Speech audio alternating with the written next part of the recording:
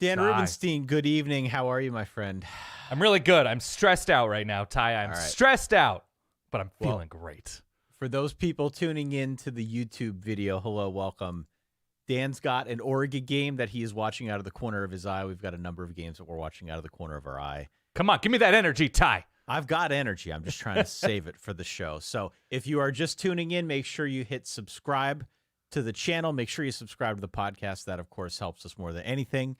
And make sure you're active in the chat here. We're going to have a fun little hour or so talking through all things college football week 11. Shall we do the count in? Let's count in. All right, folks, count it with me now. Let's go in 3. Let's go in 2. College football week 11, Dan Rubenstein. Oh, baby, oh, baby, oh, baby. This was a big one. This was a very big one. And this is going to have to... 3 hours, 4 hours? What kind of time do you have? Like, can we do a hardcore history just about week 11 of the 2023 college football season? Is that possible? There is a lot to discuss, not the least of which is maybe some interjections throughout the course of the next hour or so as we talk about all the action in college football week 11.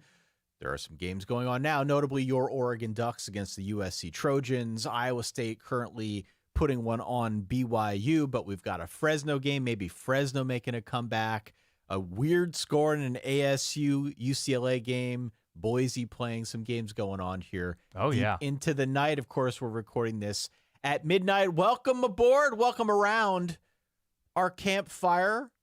2-1, 2-all in the Verballerhood, Dan Rubenstein. This was, as you said, an eventful college football week 11. I don't know if we got any surprising results in terms of who won and lost in most cases, but we certainly had, I think, some lessons learned, let's say, after what transpired. Or lessons reinforced, maybe, in the case of Penn State's offense, if we're going to be hyper-specific, or Jalen Milroe's athletic ability, or Jaden Daniels' athletic ability, or Cody Schrader's athletic ability. A lot of things reinforced in big ways today, I would say. I think that's all fair to say. Over the next hour or so, we're, of course, going to talk about our big fire starter games, the big ones that people are talking about around the virtual water cooler tomorrow. Of course, we've got our Warm Fuzzies, the things that we liked from college football week 11. Scary stories. You're around a campfire. You got to spin yarns over scary stories. There were plenty of those. Oklahoma State. Excuse me. We've got roasts. We've got dude alerts. We've got reverbs. We got a whole jam-packed hour of football. Shall we just dive in? Let's. Anywhere you'd like.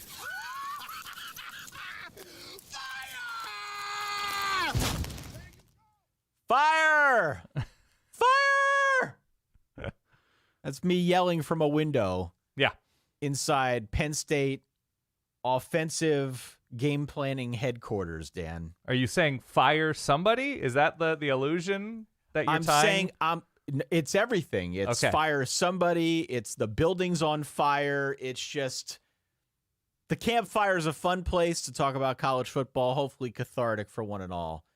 I'm content to just throw the whole offensive infrastructure in the fire at this point on the Penn State side. Where do we begin? Michigan won the game. Yes. 24-15. 24-15.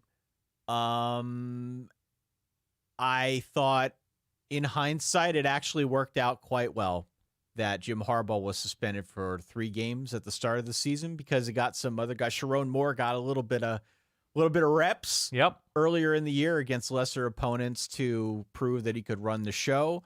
And so another instance of Michigan perhaps knowing the future before it happened. It's interesting how this keeps happening. Yeah, that's what Michigan predicted. That's what they knew. Yeah. To the Michigan Wolverines. But look, I mean, by now we both bravely picked Michigan as our winners in this game. I was on record start of the year picking them as a national champion. There's a conversation that I think we can have now about where they rank relative to others in that national championship conversation, given what we saw in week 11. Hope you didn't bet J.J. McCarthy for the Heisman. Just throw that out there now. 60 yards ain't getting him to New York anytime soon. But all in all, it was a solid road win in a hostile environment against a very, very good defense amid, we have to say, unprecedented circumstances. there was a great deal of confusion in the run-up to this game as to whether or not Jim Harbaugh was going to be on the sidelines or not. Right. The news came down from the Big Ten on Friday that they were going to suspend him for the final 3 regular season games, notably games. He can coach during the week. He can't be there on the sidelines. Michigan did what it could to try and get an emergency temporary restraining order to undo that for some portion of time. Right. I'm not a lawyer. I don't know, but they were trying to get him back to coach. Maybe he will at some point before the season is through. That didn't come to fruition. Sharon Moore was on the sidelines, gave the post-game press conference of a lifetime, and got the dub for Michigan in a really convincing way. So good on them. That was a convincing win. Okay, so a few things, in my opinion. I think you undersold the magnitude of Michigan's win, saying it was a solid win in a very difficult road environment. That was a very impressive win on Michigan's side of things. Now, look, you can point out that Michigan has substantial evidence against it about breaking a very specific rule, and you can point out that Michigan has gained advantages. All of that, all reasonable, all that justified. But for Michigan, with the magnifying glass, and I'm not saying they overcame adversity. Oh my God, look at the Wolverine. No, what I'm saying is, against this defense, for Michigan to come into the game scrambling, having to deal with everything, and to play against this specific defense in that specific environment, to have the game plan that they did, which was very run happy. I think it was 8 throws from J.J. McCarthy total on the day, none in the second half, as they tried to just ice this game over the course slowly over time, get the ball to Donovan Edwards, get the ball to Blake Corum. The offensive line was not great in pass protection. You can say whatever you want about J.J. McCarthy and the Heisman, and that's all reasonable. It does indicate some lack of trust potentially to, throw downfield against a good defense, and maybe he's not fully prepared to what Michigan may or may not face later on if they take on a team like Georgia or Florida State or Oregon or Texas or Alabama or any of those types of teams. Ohio State's certainly coming up here soon. But for what Michigan did on defense, and everything you can criticize Penn State about offensively is true, but given the circumstances, given where Michigan hasn't been in terms of who they haven't played this year, I came away thinking it's a gutty way to win a game, not taking to the air at all against a tough opponent and hoping for the best, because that also. So look, the game goes quickly. We joked that it was a Greg Maddux affair, right? That Greg Maddux just gets ground balls on the first pitch to the shortstop route. Those are quick games, and it was a quick game, but the story to me was Michigan playing relatively error-free football in a winning effort, and then on the flip side, Penn State having no concept of what it wants to do, how to do it on offense, whether Drew Aller is the guy to do it, whether there's any trust in Drew Aller to do it, whether there's talent at receiver, whether there's a plan in short yardage situations, both at midfield and in the red zone, why you're calling a timeout on 4th down and then coming out in a punt. I know Joel Klatt was very complimentary of that choice, which seemed insane to me because the clock was going very quickly to just give back the ball at midfield. You're like, we're going to change a 4th and short for a 1st down at midfield. Didn't work out. You have the opportunities, you have to pounce on them. And to me, the story was Penn State being, again, fully unprepared for the moment on offense, whereas Michigan, even if there weren't fireworks for Michigan, they're 1-0 on the Saturday. They're 1-0 on the Saturday. Yeah. I mean, look, I'm not trying to undersell what Michigan did. Yes, you are, Ty. No, I mean, I think Admit it. I think we're both of similar mind that Michigan's a really good team, and this whole circumstance really sucks for the players. I mean, I'm sure they use it as a rallying cry of some sort. It's the ultimate bulletin board material, especially going into a game against Ohio State. So kudos to them. They lived up to the moment. They did what they needed to do and went on the road and beat still, I think, a pretty good Penn State team. But the problem is the offense. Yeah. The problem is the offense. I think it was Annie Agar out on Twitter who had the tweet of the day. For me, quote, they were out coached by a team without its coach. Feels about right. Feels about right from the Penn State side. Their defense was fine. You hold Michigan to 24 points. That's a lot better than what happened last year. So good on them. The offense is genuinely broken. It's broken. To look this bad with this much talent, it is disappointing to the point of unacceptable. It really is. And I get that going a steady 9-3, a steady 10-2 is very much a first world college football problem. And it probably gets you into the playoff in 2024, all things considered. But Penn State is recruiting. Penn State is investing like it wants to be a national championship contender. And they are consistently doing more with less, or less with more is what I mean. They are consistently doing less with more. And that is very much a James Franklin problem, Dan. I hate to say it because James Franklin over the years has grown on me. No, I know. He really has. But he is consistently doing less with more. He's also grown the pocketbooks, the bank accounts of a lot of mediocre offensive coordinators. He has. He has. And so I came out of this genuinely unsure if James Franklin's the coach next year. I don't think they'll fire him, but we did a little bit of a watch along, and you mentioned a Satterfield situation where does he see the writing on the wall and get out before things get weird or weird? No, I mean, he's probably owed too much money. I don't know the notion of his, or the number on his buyout, I mean, it's almost a fantastical concept in a way. However, I do get the sense, and I mean, I'm not necessarily more plugged in than most, but I do get the sense just from sort of taking the temperature in our capacity here that the tenor within the Penn State community has changed regarding Franklin. There's always been a sense of frustration in these big games, but it just feels like this year was different because expectations were higher. It felt like the talent floor was higher. They came in getting a lot of hype as a potential playoff contender. They still were in the playoff hunt going into this game. And this is essentially a 2-game season for them.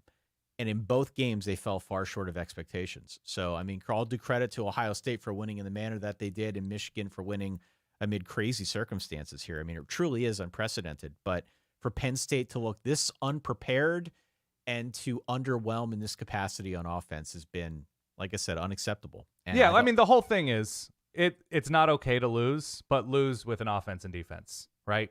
Lose with, like, this is who we are, and maybe this team, maybe this version of Michigan or Michigan State or Ohio State or whoever is just special this year. But, like, we have a plan. We executed. It was a close, hard-fought game.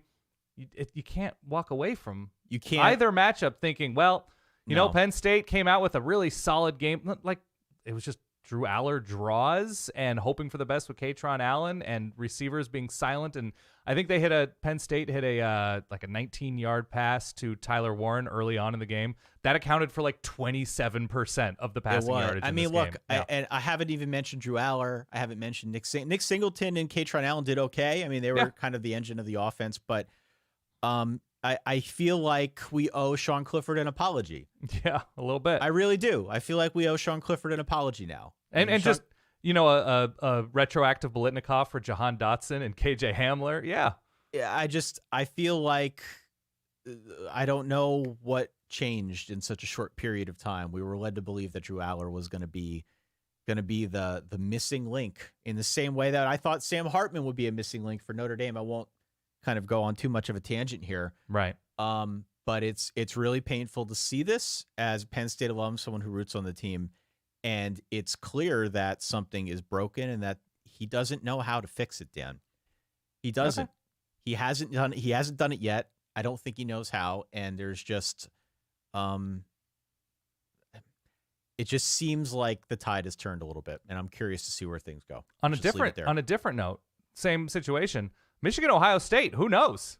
Right? At this point, who knows? That is going to be the most intense game that we have seen in a generation. And I'm super excited for it on about 1,000 different levels. Let's move on. We've talked on far too long about Michigan football and its triumph in State College.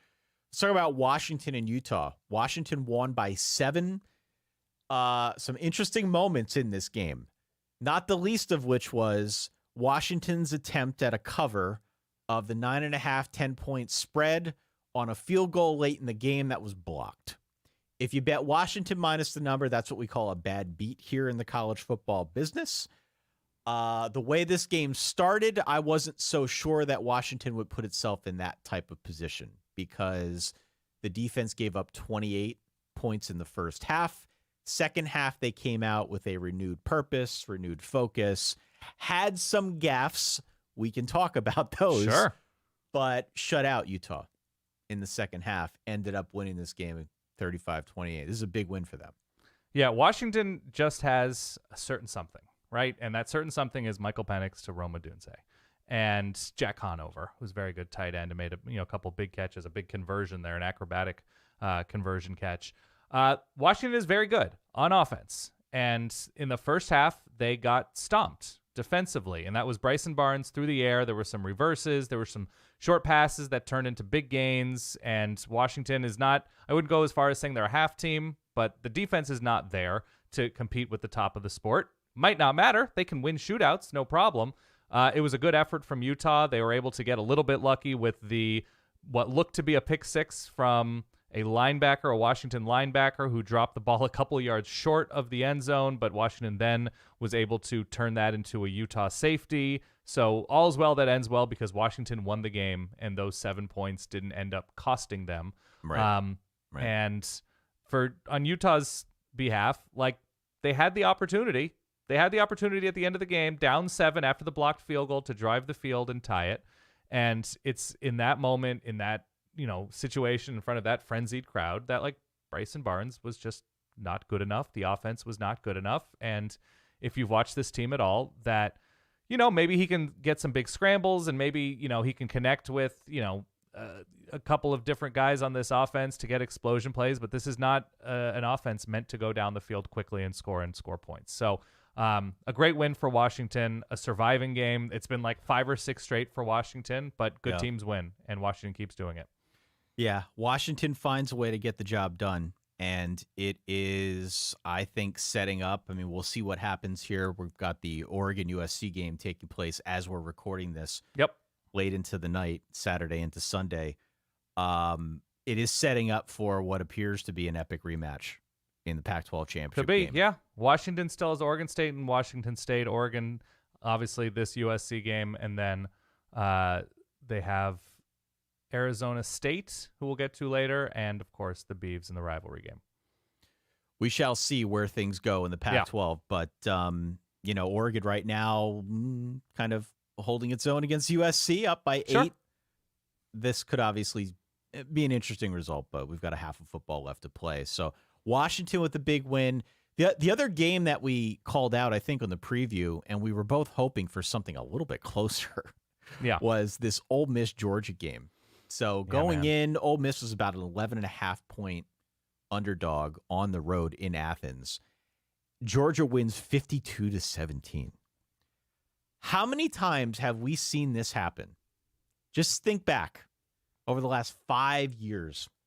How many times have we seen it happen where a team scores on Georgia, or the first couple drives a team has against Georgia are productive?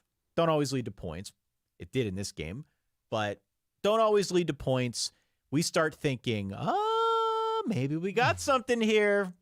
Maybe we got something brewing here. And then Georgia figures it out and the game's over. Yeah.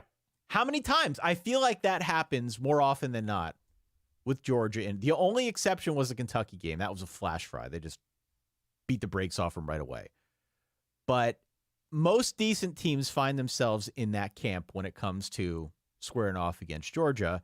Takes them a bit to settle in. You got to get your points before they do. Otherwise, it's over. Georgia in this game, Dan, put up 52 on Ole Miss. They had 628 in total yardage. Remind you, a top 10 team in Ole Miss. They were ranked 9th coming into this one. Brock Bowers came back. He had a touchdown. It looked effortless for Carson Beck in this game. He was relatively unscathed. Yeah. Throws the ball over the middle super well. Throws it over the middle, seems very, very poised and comfortable in the offense. He's been in the offense for 3 years, so that helps. The Georgia defense, maybe not as impregnable as we have seen in years past, but still very, very good. No denying that at all. And you suddenly get midway into this game. You're looking at the score. You're thinking this thing is effectively over. You're looking at the Georgia schedule. You're wondering, does Tennessee have a shot next week? The game's in Neyland. Then you look at what happened in Tennessee. It's like, well, probably not. It seems as if, whether we knew it or not, much like Alabama, which we'll get to, Georgia is also getting better. Carson Beck is getting better. They are trusting him to do more with the offense.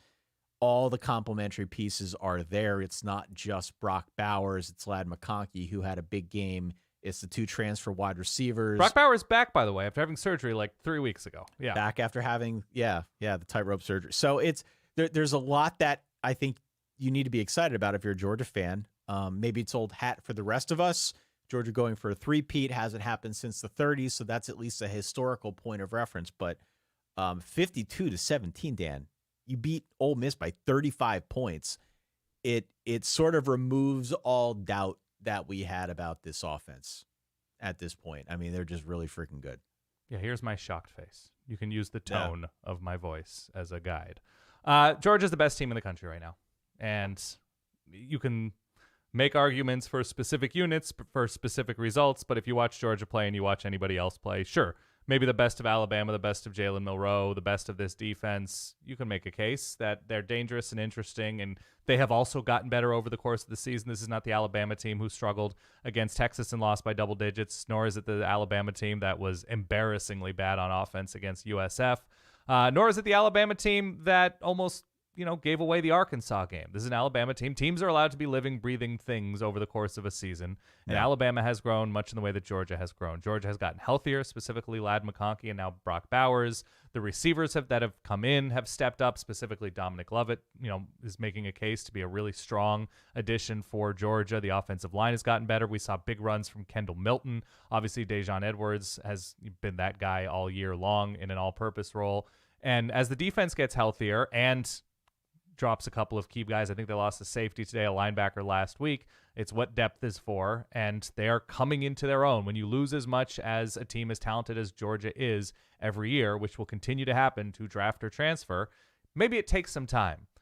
Losing their offensive coordinator, bringing in the old new guy, or sort of retaining him because Bobo was there in an analyst role last year. They're just getting stronger over the course of the year, and they looked incredible. They caught Ole Miss in a good moment because Ole Miss, snuck by Texas A&M last week, and so maybe there's just a little bit of emotional exhaustion there, and everybody gets up for Georgia. But even still, everybody has these moments. Georgia's just able to push through them in a more dominant way and looked crazy impressive against Ole Miss. They really did. They absolutely did. We did see Jackson Dart go down. He took a hit.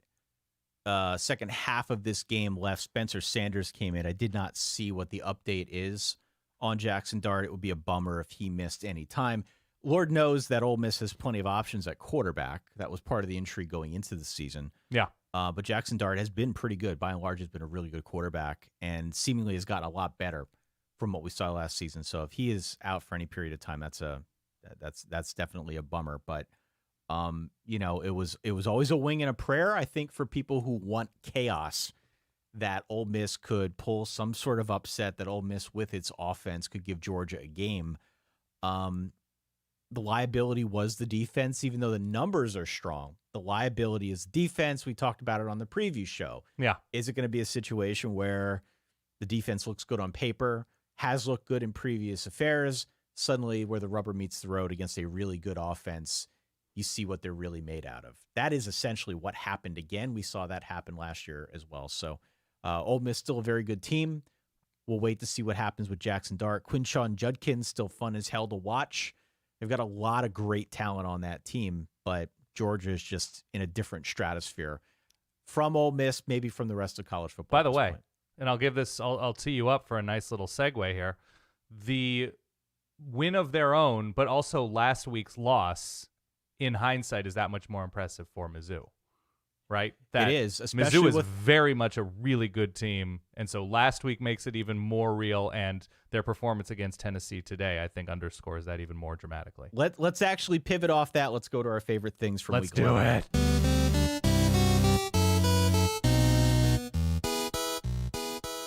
This is where we talk through our favorite things, all right? Yes. Those are the big games that everyone's going to be talking about. We had some blowouts. Okay, let's get over it. But you bring up the SEC, right? Yeah. You bring up Mizzou. We talked about Alabama a little bit. We should probably start there. I'm guessing both of them are on your list here. Oh, yeah. In terms of favorite things in the SEC. The win that Mizzou had over Tennessee was damn impressive. That was damn impressive. And to come off of a close loss on the road in Athens, my concern was, is there going to be any kind of letdown from that? You play Georgia. It's a physical game. come back home. Not that anyone's looking past Tennessee. That's a big divisional rivalry, right? Divisional matchup, even if it's not a full-fledged rivalry. I was worried about that, but you come out of this game wondering, like, was Tennessee looking ahead to Georgia? That was the way they played. Mizzou just dominated them. Right. It's maybe my favorite thing of the day is Cody Schrader, is what he was able to do against Tennessee. And I think he goes for like 315, 316 in terms of all-purpose yardage.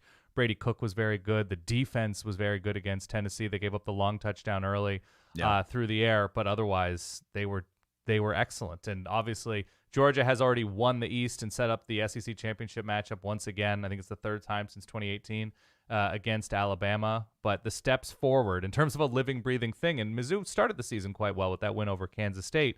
But I think the defense has improved, and certainly the offense, they've come in the last, 2-3 years from not being able to run the ball at all to having what's probably the best running back in the SEC is damn remarkable. Kirby Moore and the job that Mizzou has done. So really it's the all-purpose-ness of Cody Schrader and this Mizzou offense. It's just a complete performance against what's still a quality team in Tennessee, just not a contender. Yeah, I keep coming back to that Mizzou game. I was looking over the box score time and again throughout the course of the day, and it's like this win to me feels like the most impressive they've had all year. Like, this was such a dominant showing on the heels of what very easily could have taken their season in a different direction. We've seen it happen to teams better than Mizzou. Yeah. You lose that big one, and then suddenly it tends to have a weird effect on your team. But the way they were able to kind of pull together and dominate still a really good team in the Tennessee Volunteers, I think speaks volumes about where this team is at, how they've grown, how the offense now has an identity. It feels like it is definitely getting better as well. They're doing a remarkable job in Columbia. And so I give all due credit to Eli Drinkwitz for kind of pulling this thing together in a season, by the way, that he kind of came into a bit on the hot seat, right? Yeah. It was like, you got to turn things around. Otherwise, just ratcheted up pressure. Yeah. In the new SEC, as this conference grows, where's Mizzou's place going to be? I think he's doing a great job this season. So kudos to him. The Alabama story is incredible too. If we want to talk about teams getting better, Yeah, man. We were doing the live stream, the Penn State Michigan watch along, and I was watching my TV here out of the corner of my eye, and it was like, holy cow! Every time I looked over, Alabama had scored more points. And it felt like I was only looking over every 90 seconds or so. They just kept scoring, and Kentucky had no answer for them. It's another good example of a season being a living, breathing thing on a micro level. It's the Alabama offensive line did a really nice job protecting Jalen Milroe. A lot of the plays he's made this year have come out of necessity, right? That he's buying himself time and either throwing on the run or scrambling, and he's just that ridiculous that it looks like it was the plan all along. But where the Alabama offense is right now is in large part due to the improved offensive line, the time he had, the short yardage moments that they're coming through on. And so against what I still think is at least an intriguing Kentucky defense, it's hard to make the case that they're a really, really good defense after that Georgia game as well. But this I think, emphasized how Alabama has improved over the course of the year with the time, with the ability to spread the ball around for Jalen Milroe. And even Ty Simpson got in there near the end and made plays. So it's the offensive line to me is the favorite thing for me from this Alabama-Kentucky game. Also, by the way, Auburn bowl eligible. I mean, it's not my favorite thing, but it's impressive nonetheless when the program is where it was, or is where what's English here, Ty? Where the program was and where it is now, the evolution of the program with how the roster needed to be remade and the drama surrounding Brian Harsin.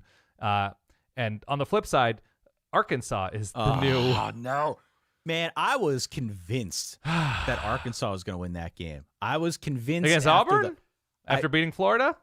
I was convinced because of the Dan Enos firing, and then subsequently the offense looking leaps and bounds better against Florida a week ago. That to me had me totally convinced, especially against a team like Auburn, which still kind of has had a better year maybe than expected, but still finding its way. It's not a finished product or holes up and down that roster. I was convinced Arkansas coming back home has got this one in the bag. It was a low point spread, 2.5. I felt very good about that. I put it in my parlay. We've got some people who called in, as you probably would expect. Yeah. Who reminded me of that point. But wow, I just did not see this coming. Auburn beat the crap out of them. Yeah, I saw a good quote from Hugh Freeze that was just basically, I just like the position is like, they remember what you do in November, right? And that's true. Everybody remembers what you do in November, and Auburn has done a really nice job. I think things are heating up on the recruiting trail as well for Auburn. I think they flipped a big, defensive recruit from Florida. That's right. Waller, I think his name is. So, things are heading and trending in a really good direction. Fascinating day overall, by the way, in the SEC. Another favorite thing, and this is sort of cliched at this point, but Jaden Daniels just went bonkers against Florida. Dude. Just absolutely bonkers. What was his final line? I don't know if you have it in front of you, but I know he was well over 200 throwing and running it pretty early on in this game. He just went completely bonkers. I mean, we posted it on our Twitter that he has, and people overuse the word literally. Right. He has literally put the offense on his back this year. And they did the in-game interview with Brian Kelly asking him a little bit about Jaden Daniels and, one of those softball questions, and he was almost speechless. He was like, I don't know what else to say about this guy, right? Just look at what he's doing. A lot of people claim they have the best player in college football. I think we might hear. He had over 600 total yards. 606 is the number I'm seeing. Yep. 606 and 5 total touchdowns. He didn't have 8 total touchdowns like Dylan Gabriel. We'll get to that. But Jaden Daniels and what he did in a 17-point win, LSU gets to 52 points behind a really, really strong second half. The defense is a liability, but man, when he is out there on the field, it was good to see him back out there after the hit he took a week ago. Guys can't catch him. He just does what he's just drawing it up in the dirt out there. To break and throttle in the open field, running the ball, the ease with which he sees receivers breaking open downfield. I think he's the best player in the country. I don't think that's a crazy thing to say. It's wild. It's wild. Just the 85-yard run that he had was just bonkers to me. Yeah, he's just stupid good. And I like that you still think there's going to be a quarterback controversy there with Brian Kelly, right? Not anymore. Not anymore. One of the many things I've been wrong about. It's okay. Jaden Daniels has. Yeah, we all are. He's sort of worked out. He's the best player in college football. No. Me. Yeah. Some of mine here. Yeah. That gave me the warm fuzzies. Please. Let's give a shout out to Florida State. Shout out Florida State. Big win over Miami. So freshman Emory Williams gets the start for the Canes. He wasn't great. He was 8 of 23, but he did have 175 yards. He had 2 touchdowns. He gets hurt in the closing minutes, turns the ball back over to TVD. Yeah. Okay. I say turns the ball back over to TVD. TVD turns the ball back over to Florida State. That's just what he does at this point. He's had interceptions now in the last 5 games. But this was one of those games for Florida State that felt like, if you look at the numbers, it should be an obvious win. And if you've watched Florida State at all, that those are the games that get them, especially in a rivalry like this. Yeah. They've been vulnerable in these games. And in this one, they delivered in a big way. The final score, 27-20. I don't think it's going to knock anyone over. But this was a rivalry game. This was a hard-fought win. I don't take away much negative from the performance I saw on the Florida State side. It was a hard-fought game both ways. So Florida State getting the job done at home against a rival, albeit a flawed one in Miami, is still impressive in my mind, and that made me feel good about their chances moving forward just to get this job done. If we want to talk about vulnerability, let's also talk about Clemson, because Clemson in the ACC has been extremely vulnerable this season. And Georgia Tech was very much a trendy pick against the spread. I picked them. I think you did as well. I think so too. Yeah. Clemson falls behind 7-0 early and then rips off 42 straight points and beat Georgia Tech going away. That is taking care of business. And with the kind of season that they've had, there's been turmoil at Clemson. Of course, they should beat Georgia Tech going away. Yeah. But the fact that they did it in this manner after falling behind early, I thought was impressive. That gave me some warm fuzzies. Yeah, they should beat NC State. They didn't, right? They didn't. So, they didn't. Yes, good for Clemson taking care of business. They look like a looser team. Hopefully, Tyler from Spartanburg is satisfied with today's effort. Hopefully so. Another thing. Yeah. Did you know there is a 5-way tie for second place in the Big Ten West? 5 ways. 5-way tie. It is the best. the absolute best. You've got Northwestern, Nebraska, Wisconsin, Illinois, and Minnesota. All of them are 5-5. All of them are 3-4 in conference. That all tracks. Incredible. Yeah. Incredible that this is what we've got in the Big Ten West. Every team feels the same. So it's very fitting, but also I have no idea how they're going to break this tiebreaker if they have to. It's wild. It's wild. Iowa. Well, I mean, why would they have to, right? I don't know. Okay. But I'm just saying, if they have to, I don't know how you I break guess it. bowls can just invite who they want to invite, but yeah, continue. You got to play rock, paper, scissors. Yeah. Iowa held serve for its part. They shut out Rutgers 22-0. An offensive explosion. Still hit the under. Still hit the under. Yeah. Offensive explosion, though, more than 400 yards, more than 20 points. So good on Iowa for answering the bell. We thought that maybe Rutgers could pull the upset here. Sure. That was not going to happen. Purdue, speaking of Big Ten West offense. That's true. Purdue put one on Minnesota. I don't know where it came from, but an awesome game from Hudson Card. The Purdue ground game had 353 yards and 4 touchdowns. So there was that. We had, what else here? Oh, I'm just sort of building on this like goofy scenario where we've got 5 teams. Yeah, Maryland tied. beat Nebraska, right? Maryland beat 13-10. Nebraska. That game had 8 turnovers. Illinois had 507 and 4 touchdowns from John freaking Paddock. You looked up John Paddock? I did look up John Paddock, yes. He was the literal worst quarterback in the MAC a year ago. He was. Maybe there was. Look, I'm not going to besmirch him on a day that he had such a huge outburst of offense. But yes, last year for Ball State, his season was the worst statistical season in terms of rating against MAC teams and yards per attempt against MAC teams. He was the one who was not able to produce in unique fashion last year at quarterback and just exploded upon Indiana today. Crazy. Absolutely crazy. What else do we got here? Building on the 5-way tie, we had the Northwestern Cats, baby. The stiff snap continues of winning every other game. Mm-hmm. It's truly remarkable. They have won every other game. At this rate, they will win their final Land of Lincoln Trophy game against Illinois. But get into a bowl. Yeah. To get into a bowl, they were 11 of 17 on third downs. So they're on the cusp of bowl eligibility. I'd imagine that they'll take the interim tag off of David Braun if they keep playing like this. It seems he definitely seems like he'll get a serious consideration. They've gotten better. Tag off. Yeah. They've gotten better. I think he's done a good job. And on the Wisconsin front, started Tanner Mordecai, scored 10 points. Scored 10 points, and I think the touchdown was very late in this one. Very late. And very, very late. I saw a quote after the game where Tanner Mordecai, I'm paraphrasing here, where he's going to take stock this week of who really wants to be here. So that's how things are going in Madison right now. That's how things are going. Ohio State won by 35, by the way. Yes. And Marvin Harrison is ridiculous. 3 more touchdowns. What other warm fuzzies you got? I got a few more. So in the Pac-12, we obviously talked about Washington. Oregon's happening as we speak. Jaden Ott plus not 1, but 2 scoop and scores for Cal. Get them a win over Wazoo. Arizona on the ground. Jonah Coleman has massive speed outburst with his massive thighs. I don't know how massive they are, but he seems built to be very difficult to deal with. He took Squattober very literally. He was very good and a very fun back and forth in Colorado. Arizona gets the win, another big one for T-Mac. I think he goes over 100 yards, but it really was the warm fuzzies to me were Arizona on the ground. They look sharp, by the way, with the white jerseys and the red pants. So Arizona, I think, sets up nicely. They head to Utah, I believe, this coming week before the Territorial Cup. And I just have, just in terms of warm fuzzies, the interceptions and the Washington skill talent, it's just, they're such a fun team. Yeah. I'm just listing them here. We talked about them in the headliners as well.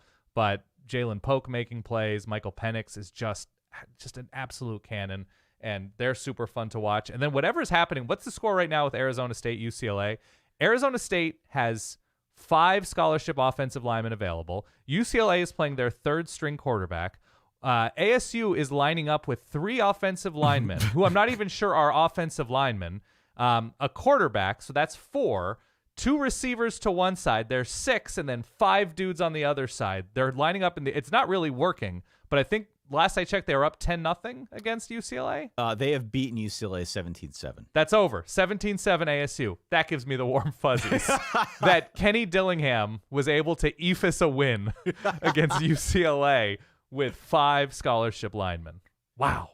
Warm fuzzies for me. Let's keep it going. TCU's second half against Texas. Yeah. They trailed 20 points at halftime. They allowed just 3 points in the second half. And Josh Hoover got going. He led TCU back.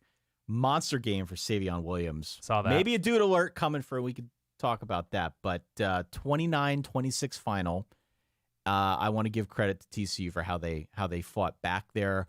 Also, let's give one to Quinn Ewers, who came back and got better as the game went on. Had a monster throw down the sidelines to ice this one to A.D. Mitchell. And it's good to see him back out there. Let's give a shout out to Syracuse.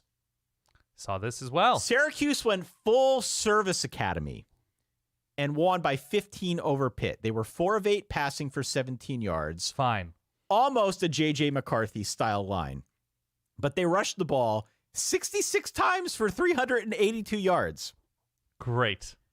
Garrett Schrader was back from injury, pretty much ran the whole game. That's all he did. And speaking of which, it wasn't a full service academy effort, but Virginia Tech ran for 363 and got a big game from Kyron Jones. They put 48 on Boston College to get within 1 win of bowl eligibility. The end of the 9 and 3 goals dream? Is that what I'm... The dream is dead. The dream is I'm dead. sorry to hear it. And my final warm fuzzy is for the 59 and over crowd, baby. The 59 and over crowd? 59 and over crowd. Tell me about it. Oklahoma hung 59 on West Virginia. They had over 600 yards. Big game for Drake Stoops, right? Big game for Drake Stoops. Bigger game for Dylan Gabriel. He had 8 touchdowns. Just ridiculous. This was a neck crack game for Oklahoma, right? Does that fall under your definition? Totally. Point Just spread a was couple 12 of and a really half. disappointing weeks on offense. No, they needed this in a really, really big way. And Dylan Gabriel looked really, really sharp. So he had 8 touchdowns. And K-State put 59 on Baylor. You know, we'll come back to Baylor a little later on in the show. But, it was a really, really nice effort for K-State. Kind of a neck crack for them as well. UCF didn't get to 59 points. They got to 45. They won by 42 over Oklahoma State. So good on them for taking care of business, I guess, at home, trying to get to bowl eligibility. Big time trap game that neither one of us saw coming, but No. For the and Knights. Cincy won. They snapped the 7-game losing streak in the Big 12. Any warm fuzzies in the ACC beyond Florida State and Syracuse, I suppose? Yeah, we'll get to my other thoughts on the ACC in a bit. Is that where you'd like to? Oh, should we do some dudes real quick? Let's do some dude alerts, Dan. Here's my button. Some players are good, some are great, and some are just dudes. Welcome to Dude Alert, presented by Pristine Auction. New segment, Dude Alert, Dan. We had a Yes. bunch of suggestions. Whoa. Who gets the Dude Alert? Okay, so I have Cody Schrader. I have JMU's Jordan McLeod and Reggie Brown, co-dudes there. John Paddock and Isaiah Williams, not Juice Williams. Jaden Daniels, he should be retired. Maybe he is at this point. Jalen Milroe, Ladd McConkey. You mentioned Dylan Gabriel and his 8 touchdowns to Drake Stoops. I mean, that connection, but they weren't all to Drake Stoops. Savion Williams at TCU. I'm just going to hand the golden dude goblet to Jaden Daniels right now and say, you're retired. Every week we just assume you're a dude. That's that. That's your biggest dude alert of the week. I mean, just a joy to watch.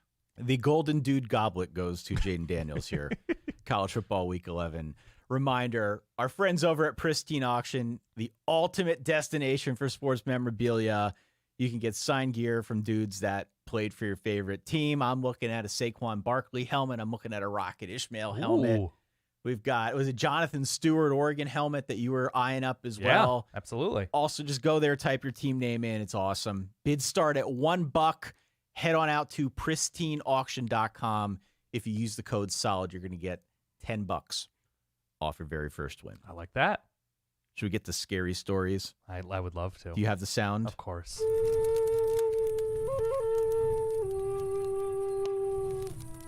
I want you to do this entire segment with your David Carradine voice that you've been working on. No? Did I mishear you? You're not going to say like, I was very disappointed. Okay, continue. I call this the Rocky Lombardi Picture Show. Yeah. It's not the official title, sort of a working title. That's okay. Oklahoma's gray uniforms.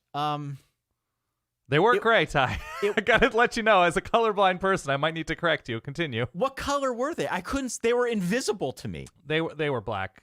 Maybe charcoal. They were very dark. Yeah, it wasn't a light gray. It was definitely a gray. It was in the gray family. Yeah. Okay? Yeah. It was not a light gray like Kentucky. Kentucky's were sharp. Kentucky's were sharp. I could see them on the field. But whatever the graphite / charcoal was that Oklahoma was going for with the matte helmet, I could barely see what was going on. I don't know if that was a white balancing thing on the camera where they needed to switch a couple knobs around or what. Mm-hmm. I couldn't watch the game. I remember you telling me once when Baylor was wearing all greens that you're just like, I just see floating wristbands. I cannot see it when this happens. Yeah. And it wasn't just them. Kansas had the uniforms with the red on green. Yeah. I can't see that either. So that for me was it gave me a headache, literal headache trying to watch that. You mentioned ACC stuff. Another scary story. The North Carolina defense of old might be back. Yeah. It's been a story here throughout the first 10 weeks of the season. North Carolina's defense is better. It is better. It's not quite as catastrophic as it was, but to give up 45 points and need double overtime to beat Duke with its backup quarterback is sort of depressing. So that to me was scary to think that this is a North Carolina team that we're, I think, generally excited about. It's only a 2-loss team. Certainly still kind of in the mix here in the ACC, but man, that was very scary to me. Also, I want to know, where has all the Big 12 offense gone for a select few teams? Oklahoma State had 3 points. I said Ollie Gordon might have 250 rushing yards against UCF. Did he have 11? How many? How about 25? 25 yards, yeah. Good Lord. Where is my... I got to find my murdered sound. What the hell happened in this game? Guess who just got murdered? R.J. Harvey ran for over 200 yards and 3 touchdowns for UCF. He had a 92-yard touchdown run in the third quarter, and they had 592 on the whole. That was scary. I have been all in on Oklahoma State since like 6 weeks ago. To see a showing like this on the road is bad. Texas Tech and Kansas, they combined for 29 points.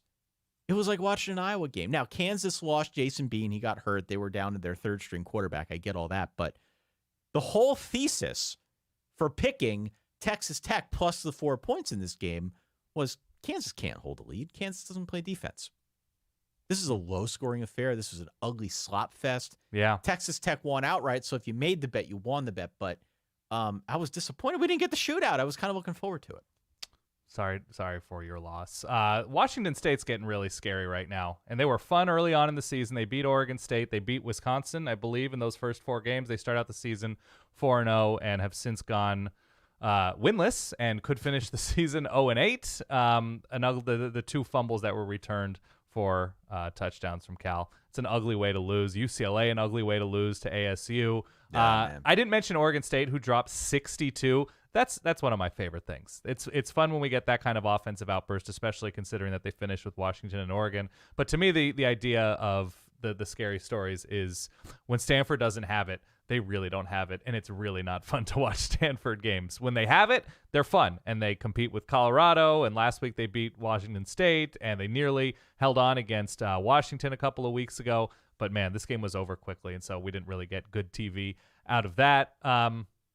In the SEC, I mean, look, you know what you're getting from Mississippi State at this point in this very odd, sad season. It was so. Yeah. What Mississippi State, in switching things over to Zach Arnett, which of course was very tragic circumstances. Of course. He took over the job. He was and still is respected defensive mind. But they kind of tried to switch the offense. They wanted to go away from the Leach air raid and go towards something that was a little bit more balanced. That didn't work at all in the early part. And then they switched it back. And then it kind of worked. And now I think they're back to what they tried to do initially. I'm not really sure. Whatever they're back to is not working. So either teams have figured them out, or the plan hasn't worked, or I'm worried there's a sense of panic with that offensive unit, and it has sort of also now enveloped the defense because they got drilled by Texas A&M in this football game.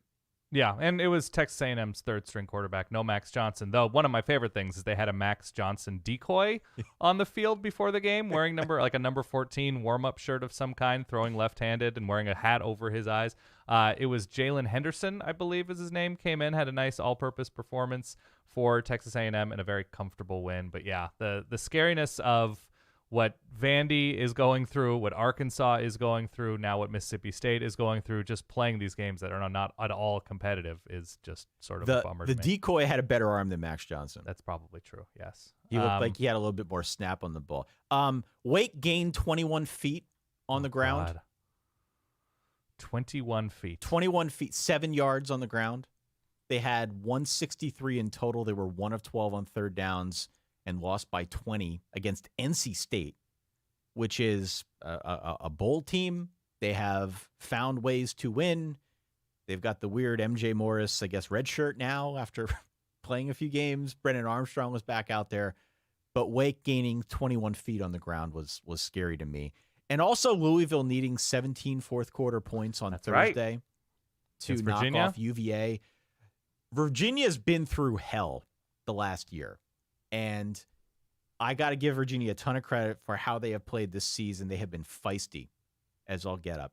And they had a scary injury in this one as well with Paris Jones, who went down in the third quarter, had to go to the hospital, thankfully regained movement in his extremities. Speaking of, not funny, scary stories, that was awful. And it kind of left everybody shook. But I think they have done a good job kind of rallying around some of those points of commonality and building forward. On the Louisville side, if this is going to be the team that the chaos hopefuls out there are counting on to beat Florida State, no.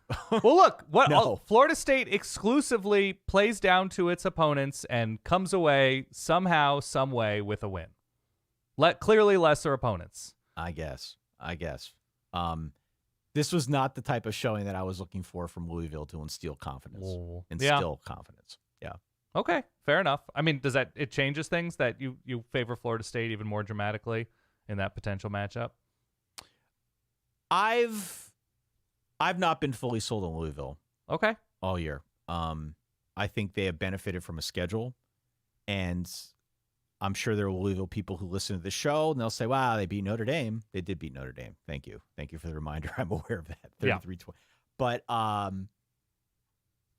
feel like they've got a stinker in them at some point. And I thought maybe it'd be Thursday.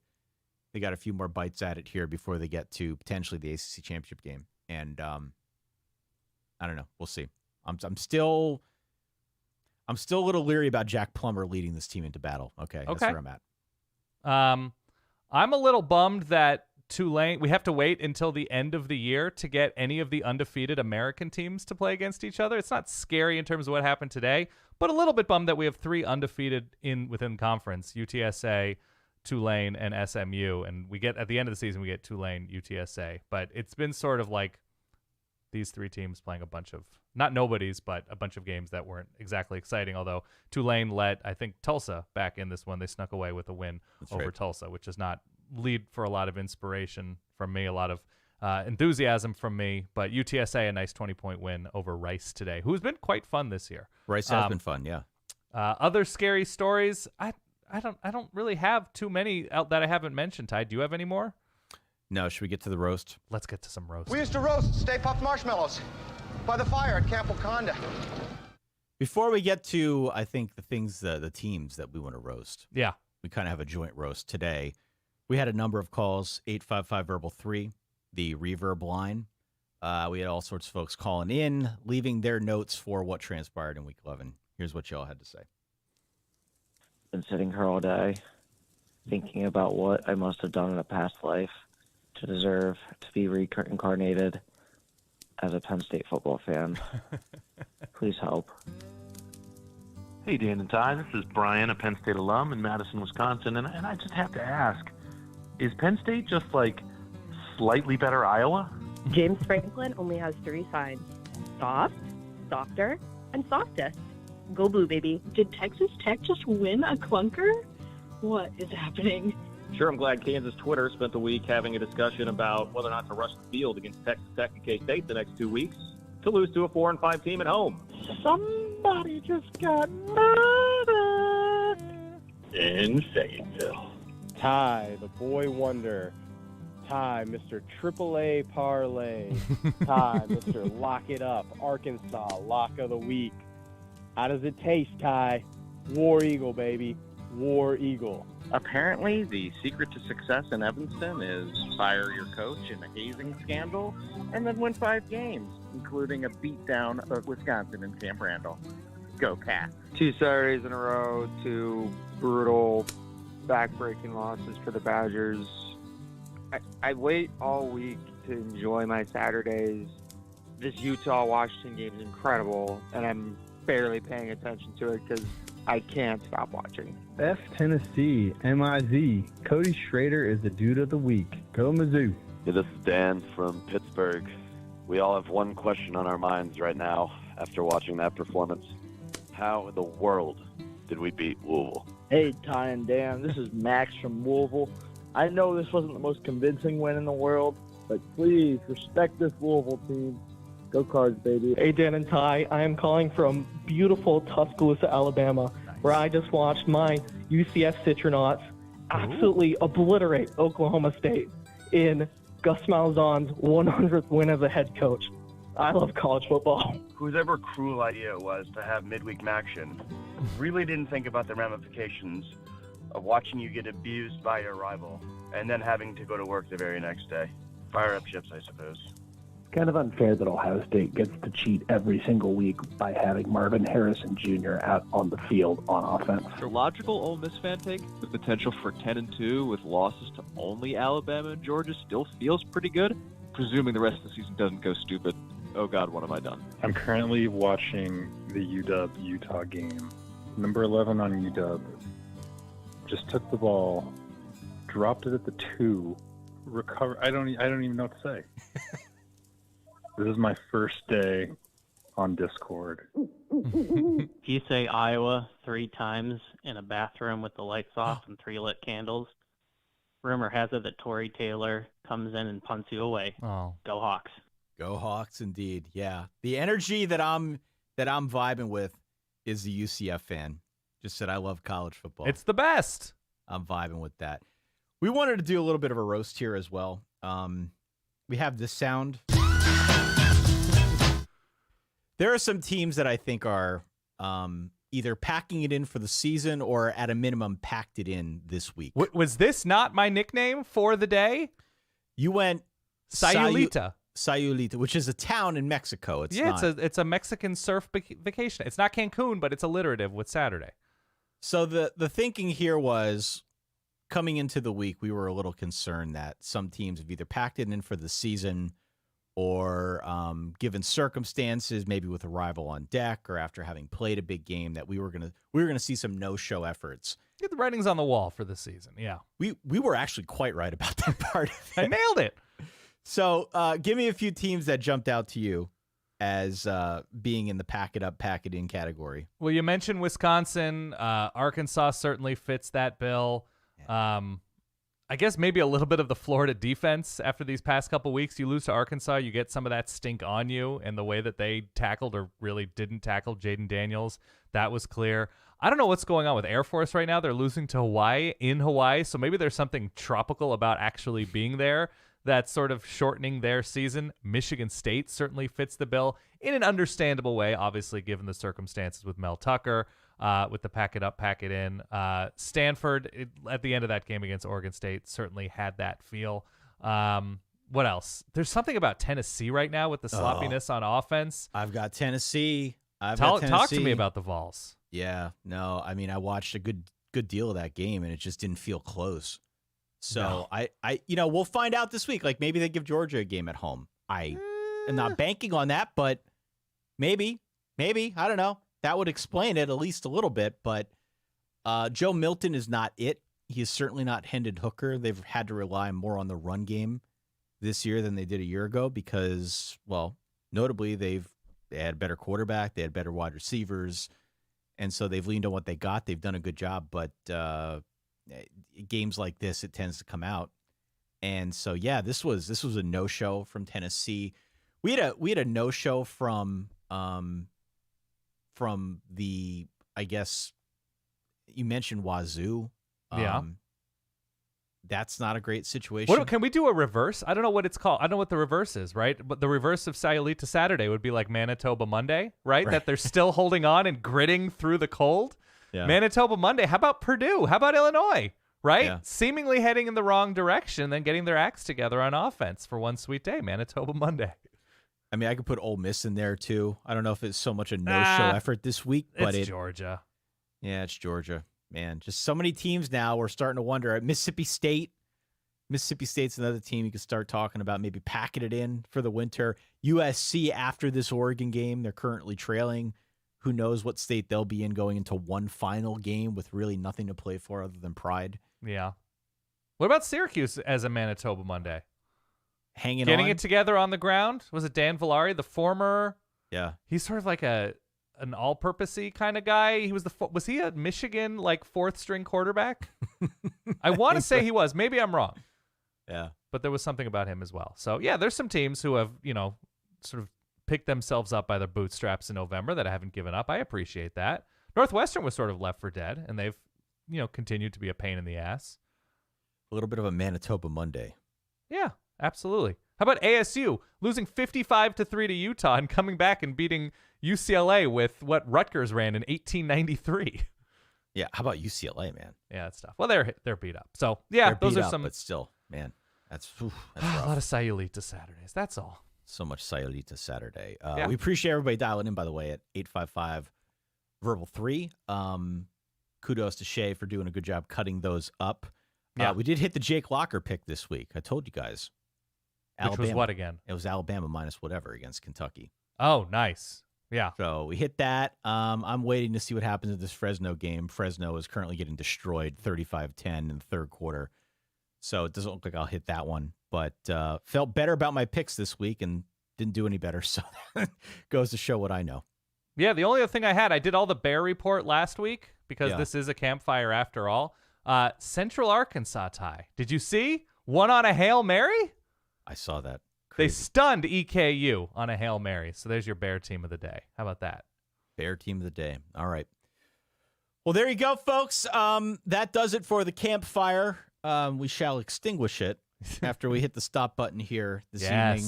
Appreciate everybody stopping on by. Make sure you hit subscribe or follow on your podcasting app of choice. That, of course, helps us if you like the show, ratings and star reviews and all that sort of thing. Wherever you can, that really helps. It turns other people onto the show, so we'd appreciate your support there. Of course, for ballers.com, you can get all these episodes ad-free. You get bonus content. You get extended episodes, access to the aforementioned Discord, and all sorts of you can play the game, run the board, where we give away fabulous prizes. We've got other games that are to follow as well. So lots to be excited about here in the Verballerhood, to say the least, not the least of which is College Football Week 11, almost officially in the books now. I'm still watching my team. The Oregon Ducks are in this moment. All night. You're going to be up all night. Oh, they're up 29-14. Bucky Irving taken off with an injury. It didn't look great. Star running back. Otherwise, they've looked good in containing Caleb Williams. I mean, you never contain Caleb Williams, but as much as anybody can, they've looked pretty good. For that guy over there, my good friend Dan Rubenstein, for myself, Ty Hildenberg, thanks so much for downloading, for listening, for supporting the show. We will talk to you all soon. Stay solid. Peace.